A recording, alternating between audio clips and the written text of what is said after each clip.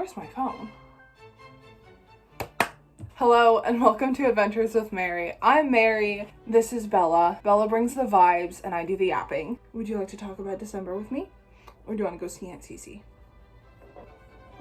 Usually Bella escapes to her aunt's room while I'm filming, but we'll see if we can keep her around today.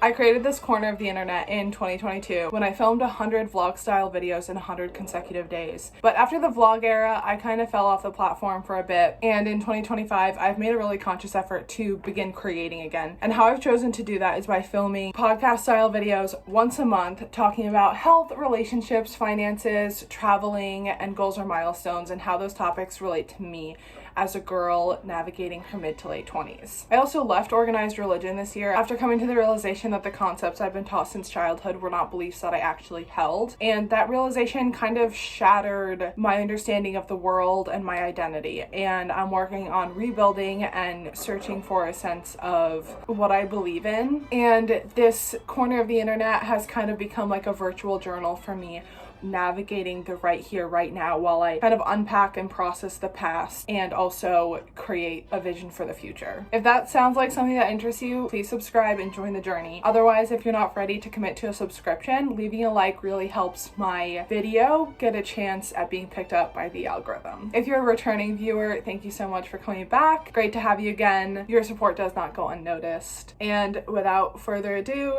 let's jump into my December recap.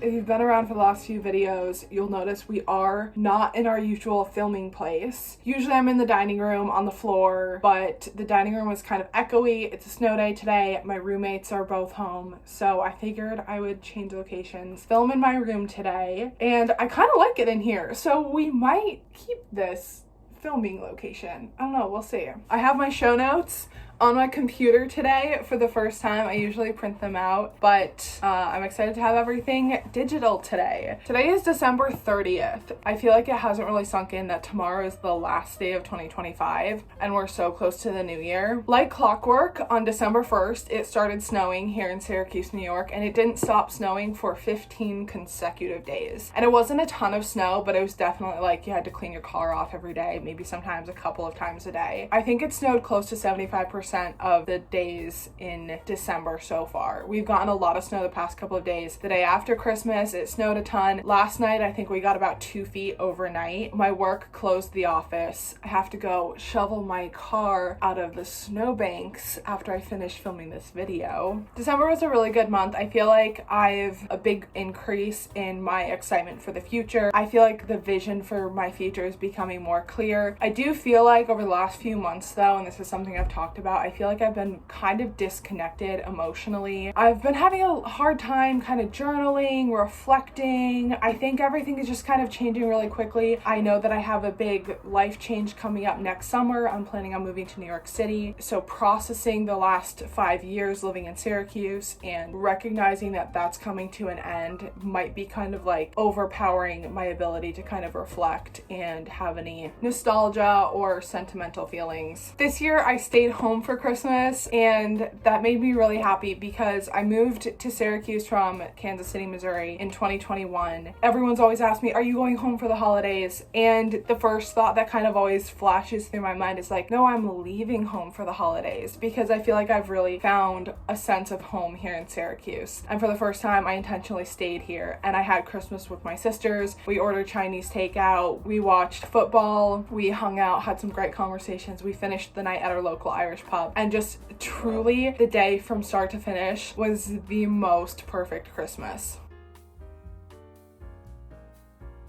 Our first topic is health, and for most of the last 3 years, I've been in almost weekly therapy. I've been on the BetterHelp platform since I started therapy. My therapist of 2 years left the platform. I started with a new therapist last year, and I parted ways with her a couple weeks ago, end of November, beginning of December. Over the last few weeks, I felt like I was going into a lot of sessions, not really knowing what to talk about. That's okay to have sessions where you don't really have anything to talk about, but usually if you're with a compatible therapist, the therapist is going to be really good about asking asking you questions and kind of digging into things with you. But I felt like a lot of the sessions I was going into were more client-led, and that wasn't really working for me. So I parted ways with my therapist. I don't know if I'm going to take a break for a little bit before going back. I'm kind of feeling it out for right now. But it was really helpful to kind of go back in my therapy notes and see how much progress I've made over this last year. I am in such a completely different spot emotionally and in terms of maturity than I was last year. I went on a lot of outdoor walks with Bella this month. There were a lot of days when I came home from work and I was like, I just need to go for the longest walk. And so Bella would get her coat on, I would get my coat on, and we'd just go for like an hour walk. And that was really nice. Just to like get my feet moving, see my neighborhood, see all the Christmas lights, and get some really good fresh air. I've also started attending more classes at the gym. I raised my membership last month, and my goal is to go to spin class at like 5:30 in the morning, but I'm really bad at waking up in the morning. So I don't know if that's gonna happen, but at least I have the option, which is really nice.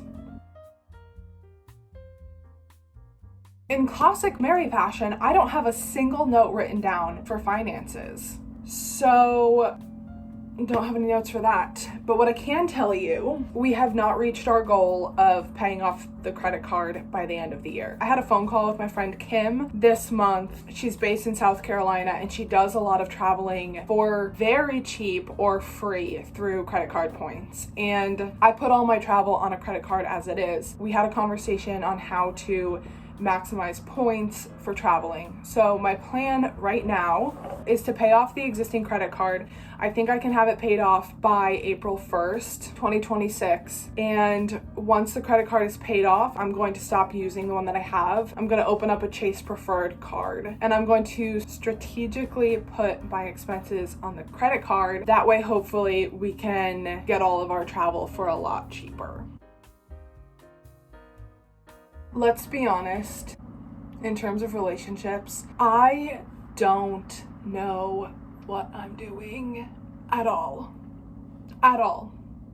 Okay, now that we have that out of the way, last month we talked about decentering romantic relationships. I had to reach out to the speed dating agency, company, whatever they are, and say, please take me off your list, because they were texting me once or twice a month being like, hey, we have some free spots if you want to come back to speed dating. And I think I went to speed dating a total of 3 times. I only paid for it once. And I'm gonna be so honest, the last time I went to speed dating, I did end up going on a first date with a guy, and I had a life crisis on the way there because I'm like, what am I doing? I'm going on meaningless first dates. I don't even remember what this guy looks like. I remember his name and his occupation, and that's it. And the thing is, none of the guys that I met at that speed dating event were anyone that I was like, hell yeah, I'd love to go on a date with you. So I realized I need to decenter romantic relationships from my life. And what that means for me is shifting my focus from finding purpose in romantic relationships to discovering what a fulfilling lifestyle looks like for me and allowing room and space for romance to be part of that. Now, the universe heard I was decentering romantic relationships from my life, and she was like, hold my beer. 2 people asked for my number this month, and I gave my number to both people. Now here's the thing. Let me see my notes. The first guy, I had seen him at the bar numerous times. We had like an hour-long conversation one night at the bar. Really nice person. He was kind of soft launching getting my number, and I kind of dipped out of there. I mean, he's cute, he's nice. He's 7 years older than me, and I chronically date people younger than me. So I kind of dipped out of there. I saw him the next weekend, and he immediately came over to me, talking to me, whatever. He did get my number by the end of the night. I could have said no, but I did say yes. And without going too far into detail on this, I realized I need to visualize and exercise my own agency over giving out my number. Because, to be honest, he's a really nice guy, really nice person, but there's something about him that my gut is telling me no. I don't know if it's because he's older than me. I don't know if it's because I don't really know him that well. I don't know if it's just like I need to trust my gut, and if I don't feel safe, I don't feel safe. Or if it's like, this guy is outside of your comfort zone, it's okay to date outside your comfort zone. So that was really problematic for me. I did end up seeing him at the bar again, and I was like, hey, not really looking for anything casual or committed right now. And I think he kind of got the point. He does still text me here and there. Okay, now we're gonna talk about the second guy who asked for my number. I really like this guy. I had met him, I think, over the summer at a friend's house party. We had had like a long conversation with a couple other people, and he was really nice. We're gonna call him Doofenshmirtz because if you've ever seen Phineas and Ferb, this guy is a very cute Dr. Doofenshmirtz doppelganger. This month, my friend was having a Christmas party. I saw him at the Christmas party. We ended up chatting, and he asked for my number, and it was really cute, and I gave it to him. But the party that I was at was hosted by a Catholic friend. I mentioned earlier in the video that I left organized religion this year, and so I was chatting with Doofenshmirtz. I kind of knew his story a little bit, but we were kind of diving into each other's stories a little bit. He converted to the Catholic religion at 26, and I left the Catholic religion at 26. And he and I talked for like over 2 hours, I think. And by the end of the 2 hours, he kind of looks at me and he's like, so I've been thinking, I recognize that like we're on two very different paths. Like, I don't think I'm gonna text you, but like, I think you're great, etc. I was a little bit disappointed, but I did agree with him because we are on very different paths. But having the conversation with him and getting to hear his story was really interesting for me, and it showed me a different perspective because it showed me in a very real way how our experiences shape us. He talked to me about how he was feeling very empty. He didn't really find a lot of meaning in life, and the Catholic Church and the concepts that she teaches, he found very fulfilling. And it was the exact opposite for me. I started digging into the beliefs that I'd held my entire life and realized I didn't believe these things. And in my experience, I never had a chance to dive into other beliefs or explore anything else. I was baptized into the Catholic Church at 7 days old. I had two adults stand there and hold me while the priest poured water over my head. And the adults spoke on my behalf and said that I believe in all these articles of faith and that I hold the Catholic Church to be the one true faith. And by the time I was 6 or 7, I had been taught all of the answers to the questions of who is God and what is my purpose on earth and how did I get here, and I had all of these questions answered. I never had a chance to explore anything different. It was all I ever knew. One of the biggest things that I've lost over the last 2 years is ability to conceptualize the Christian version of God, that there's some loving, omniscient being who created the universe. And I truly walk around in this 24/7 existential crisis of like, how did we get here? It also just completely mystifies me how the only way out of this life is by dying. And nobody has any idea what actually happens when we die. I've asked probably like 50 to 100 people this year what their theory of the afterlife is, and everybody's is different. So, that's that on relationships.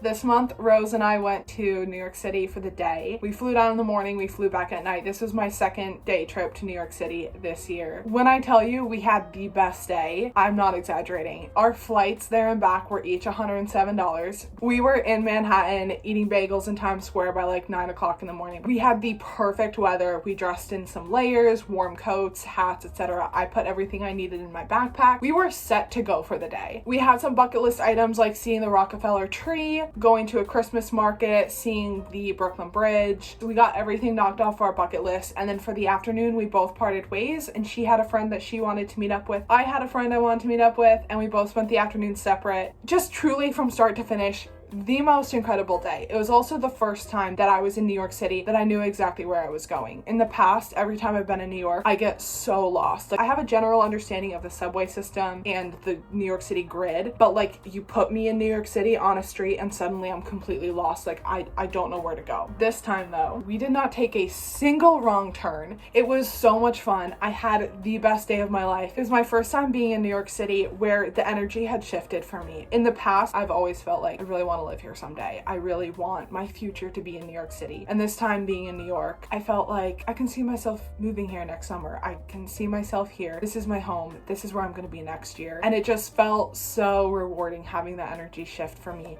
All the work I've been doing, visualizing my future, visualizing what my life is going to look like next summer, coming to life was really nice.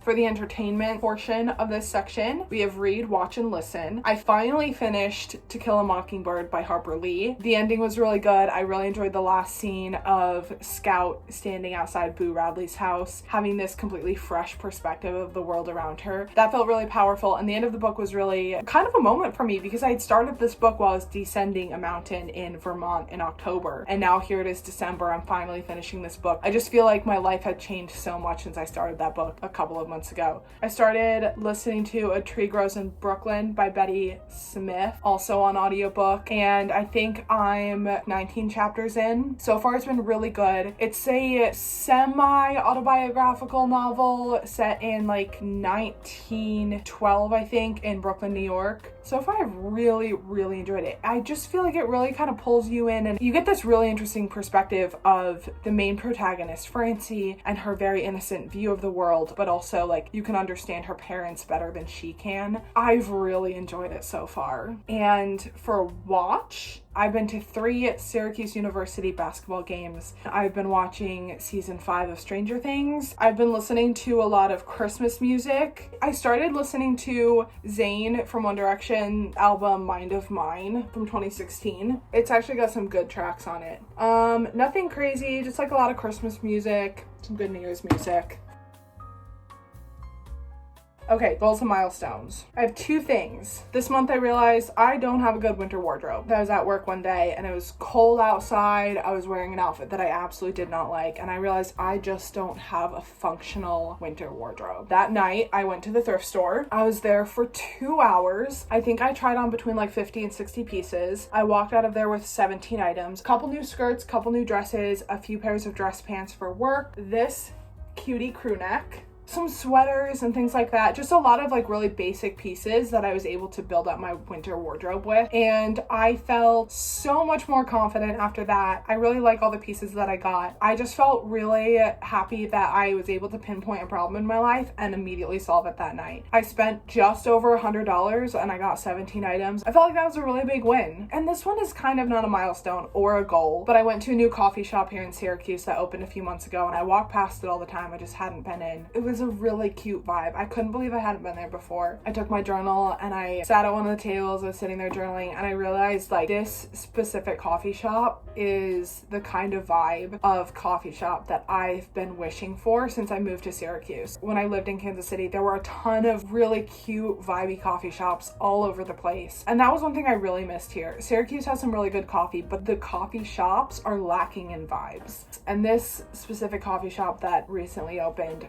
was the perfect vibe. And I kind of felt like, reflecting back on when I first got here and how I was really missing the vibey coffee shops and wishing there were some around here, it kind of got me feeling like this is just another testament that every dream I have comes true. And that was one thing that I told myself this year, was just dream, baby, dream. It's really rewarding when you see the things that you've been wishing for and dreaming for come true, just over and over and over again. So that was a nice little moment for me to just realize, like, despite life being really hard and difficult sometimes, there's still hope and there's still happiness, and your dreams really do come true. If you really know what you want and you put that energy out into the universe, it will come true for you. Sometimes you just have to wait 5 years. Okay, I think that wraps up our December recap. Thank you so much for tuning in. If you've been here for the last 12 episodes of this show, thank you so much. I've really enjoyed creating this content every month. It's kind of been like a little time capsule for me to look back on in the years to come. I do plan on still creating this kind of content next year as well. I will have a video coming out in 2 weeks. We're crunching all the numbers, we're talking stats, we're talking 2026 ins and outs, so make sure you stay tuned for that. If you are subscribed, hit the bell button, and that way you get notified when I upload a video. And on that note, I think we're gonna call it a day here. Again, thank you so much for tuning in. It's been a pleasure having you. I'll see you in 2026. Keep being awesome. I love you.